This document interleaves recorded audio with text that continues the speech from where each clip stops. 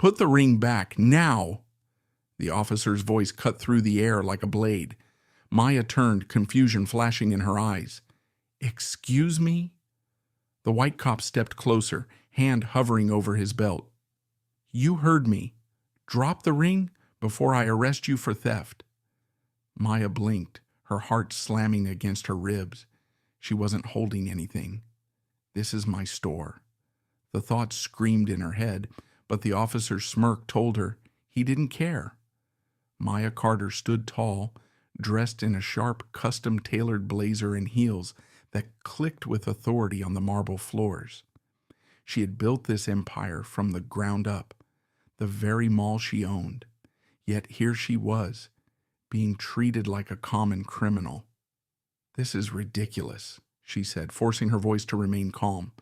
I own this store. Check the records. The officer scoffed, arms crossed. Oh yeah? And I own the White House. Do I look like a fool to you? Maya clenched her jaw, reaching into her purse. Here, my business license, my ID, my bank statements. The cop swiped them from her hands, barely glancing at them before tossing them onto the glass counter. Nice try. Fake IDs don't work with me. Fake? Maya's head spun. Was this really happening? She glanced around. Shoppers were watching, whispering, some pulling out their phones, but no one stepped in to help. Then the officer reached for his radio. We got a code 5 at Lux Jewelers. Possible thief resisting arrest, backup requested. Backup? Maya's stomach twisted. This was escalating fast. Maya's breath came in sharp bursts as she forced herself to remain composed. This isn't happening. She was a respected businesswoman, a multimillionaire entrepreneur, not a thief. The officer's hand hovered over his belt, his smirk widening. You can drop the act now, sweetheart. We both know how this ends. Maya's fingers curled into fists. You don't know a damn thing about me. The murmurs in the store grew louder. Some customers gasped in shock. Others pulled out their phones to record. A few whispered in agreement with the officer, their eyes full of suspicion. Ain't no way she owns this place, a woman muttered. She's just dressed nice.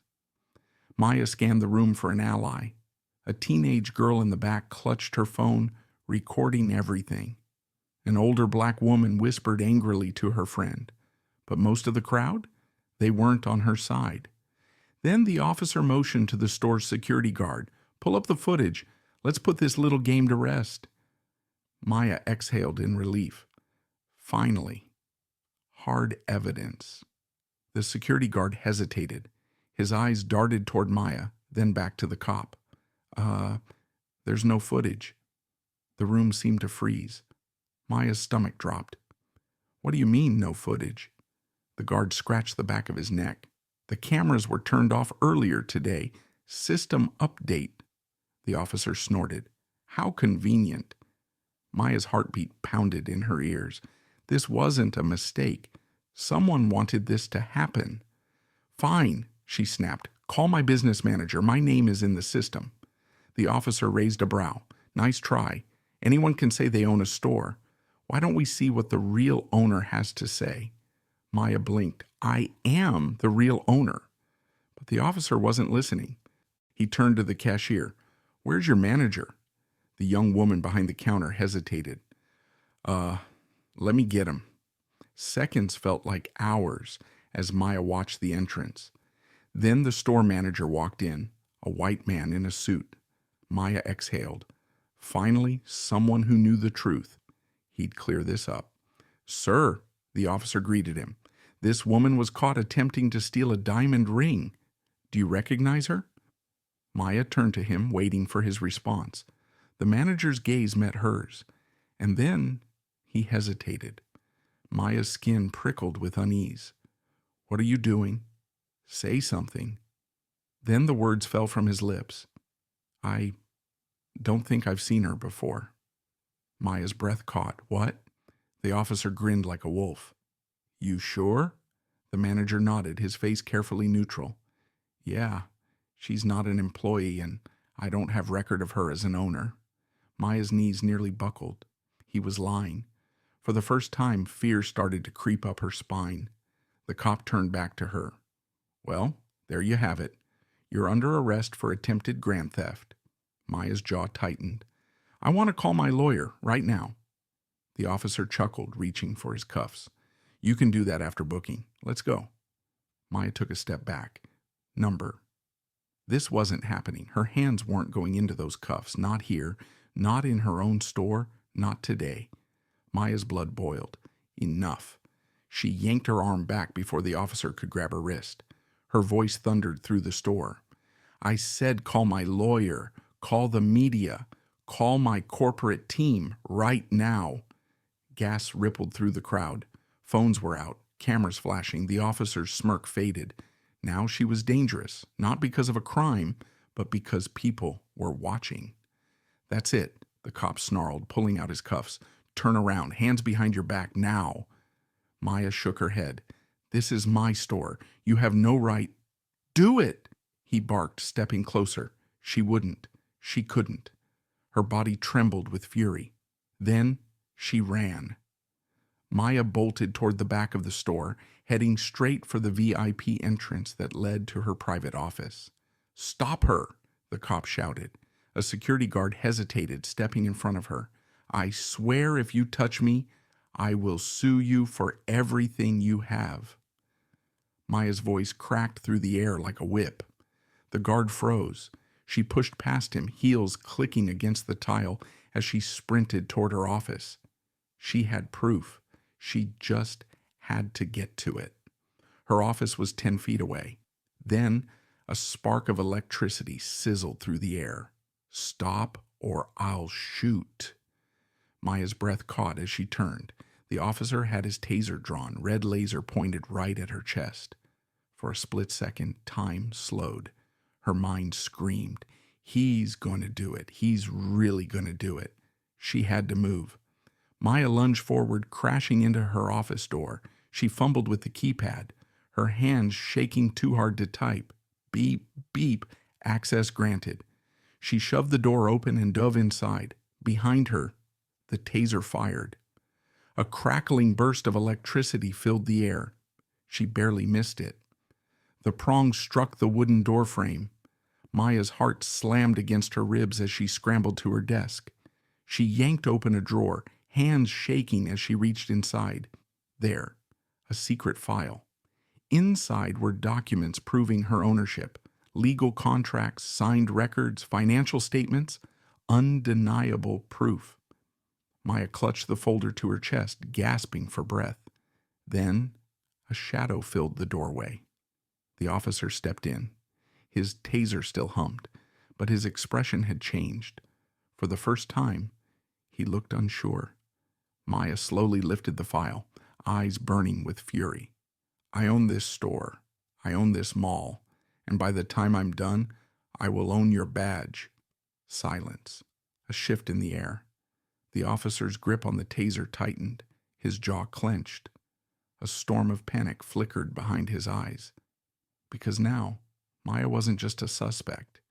She was a threat. Maya's hands trembled as she clutched the file. This was her proof, her power. The officer took a slow step forward, taser still humming in his hand. But there was something different in his eyes now. Fear. He knows, she realized. He knows I can expose him. Maya's pulse pounded in her ears as she flipped through the pages. The store deed, the corporate tax filings, the signed contracts. It was all there. And then something else caught her eye. At the bottom of the file, a printed security log. Her breath hitched. The cameras had been deactivated manually, not by accident, by someone with access. She scanned the name next to the override request. Her jaw clenched. The store manager. Maya's stomach twisted. He knew. He was in on this. She turned back to the officer, fire in her eyes. The cameras weren't down for maintenance, were they? He didn't answer. Maya took a step forward, gripping the documents. Your little backup plan just fell apart. The officer's nostrils flared. You don't know what you're talking about. Maya let out a bitter laugh. Oh, I think I do. The cameras didn't malfunction. They were turned off. And not just today. This exact same thing has happened before, hasn't it? The officer's jaw tightened. Maya's fingers dug into the paper. Tell me, officer, how many black customers have you falsely accused in this store? How many times has your backup magically erased the evidence? The officer's lips parted, but no words came out. Got you. Then? A voice broke the silence. I can answer that. Maya turned. An older black woman, maybe in her late 50s, stepped into the doorway. Her silver-streaked hair was tied back. Her sharp eyes locked onto the officer. This ain't the first time he's done this, the woman said, and it won't be the last unless somebody stops him. Maya's breath caught. What do you mean? The woman walked further into the office. My grandson. Her voice wavered. They arrested him right here. Said he was stealing sneakers. He wasn't. He had the receipt. But the cameras weren't working that day either. Maya's blood ran cold. A pattern. This was bigger than her. The woman turned to the officer, eyes blazing. How many more? Huh? The officer's face twisted in anger. You have no proof. I don't need proof, she shot back. We all know the truth. Maya's mind raced. The officer, the manager, the missing footage, the history of false arrests. They were working together. A system designed to humiliate and criminalize black customers. And she had almost fallen right into it. Maya turned to the officer, voice ice cold. What's the deal? You accuse innocent black shoppers, erase the evidence, and then what? A slap on the wrist? Maybe an anonymous tip to corporate so they stop shopping here? His fists clenched. She was right. Maya's stomach burned. How many people had been arrested? How many had their lives ruined? And she was about to become another statistic. Unless she ended this. Right now. Maya inhaled sharply, steadying herself. This was it. The moment she took back control. She squared her shoulders, lifting the file high in the air. The officer, the store manager, and the entire growing crowd watched in tense silence. You all want the truth? Maya's voice rang out, cutting through the tension like a blade. The officer sneered. Save it. You're going to jail. Maya slammed the folder onto the desk. I own this entire mall. The store manager visibly blanched. The officer took a step back, his smug grin flickering. Maya pulled out the most damning document, a property deed with her name on it. This isn't just my store, this entire building. Every shop, every square inch of it. I own it. Gasps rippled through the onlookers. The officer's face turned ghostly white. The store manager tried to step forward, stammering. Well, wait, there must be a mistake. Maya whipped out another paper. This is my business registration. This is my corporate license. This... She snatched another page, holding it in his face. Is the contract you signed, Ryan Caldwell. You know exactly who I am. The store manager looked like he was about to faint. The officer's hand dropped from his taser. For the first time, the arrogance in his eyes was replaced with panic. A sudden wave of commotion erupted outside the office. Footsteps pounded against the marble floors. Mall security stormed inside. Maya's heart pounded, but they weren't coming for her. They were coming for the officer. A tall, broad-shouldered black man in a security uniform stepped forward. His name tag read, Head of Security. His voice was firm, booming with authority. Officer Reynolds, you are being detained for misconduct and harassment of the mall's owner. Maya's lips parted. Wait, what? The head of security turned to her, nodding once. Ms. Carter, we've been investigating this officer for months. You're not the first. And you won't be the last if we don't stop this now. Maya felt the ground shift beneath her. She was right. This was a pattern. Her stomach twisted in rage. How many people had been humiliated like this? How many had been arrested for crimes they didn't commit? You set people up, Maya spat, stepping toward the officer. You used your badge to target us. You thought I was just another black woman you could humiliate." The officer's face drained of color. A reporter pushed through the crowd. "Maya Carter, is it true you're the owner of Lux Mall?" Maya lifted her chin. "Yes, and I'm not the first black person this officer has done this to." The older black woman, the one whose grandson had been arrested, stepped forward. "That's right. My grandson was accused of stealing sneakers. They erased the security footage then, too," a young man chimed in. "I was arrested for shoplifting a watch I already paid for. This guy," he pointed at the officer, "he did it." More voices rose. People stepped forward one by one, each with a story, each pointing directly at Officer Reynolds. It wasn't just Maya. It had never been just Maya. The crowd's murmur turned into a roar of outrage. The officer's lips parted. He looked trapped. And for the first time since this started, he had nothing to say. Maya stepped closer, her voice cold. "You don't belong in this mall, and soon you won't belong in this uniform either." The officer stood frozen, his face pale as mall security closed in.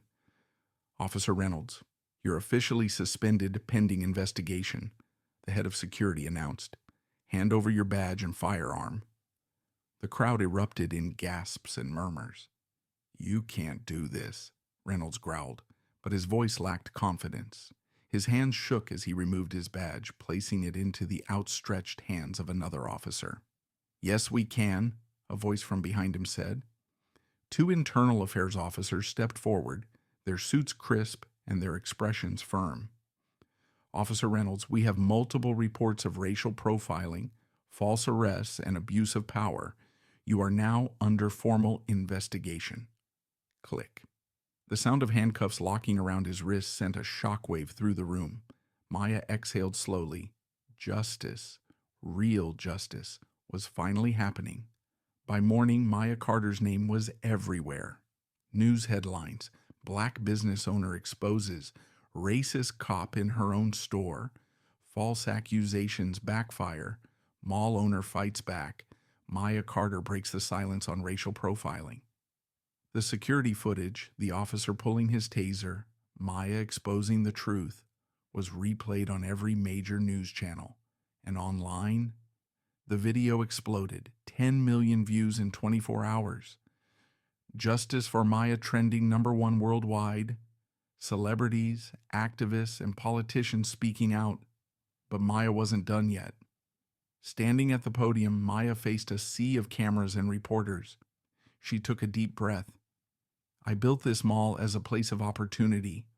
But what happened to me is proof that racial profiling is still alive and well in America, and I won't allow it in my stores ever again." She held up a signed document. "Starting today, all businesses within my malls will follow a strict zero-tolerance policy against racial profiling. Any employee or security officer caught engaging in discrimination will be fired immediately." The room exploded with applause. Maya's voice never wavered. "We deserve to shop without fear. We deserve to exist without being treated as criminals, and I hope today inspires others to stand up and say, 'Enough.'"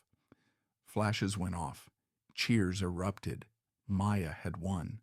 And she hadn't just won for herself. She had won for everyone who had ever been treated as less. As she stepped away from the podium, her phone buzzed. Incoming text from an unknown number. "Thank you for speaking up.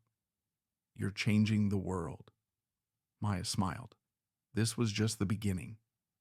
Before I reveal how this corrupt cop got exposed, hit that subscribe button. Because trust me, this ending will shock you. This isn't just a story, it's the reality for millions. And if we don't speak up, nothing changes.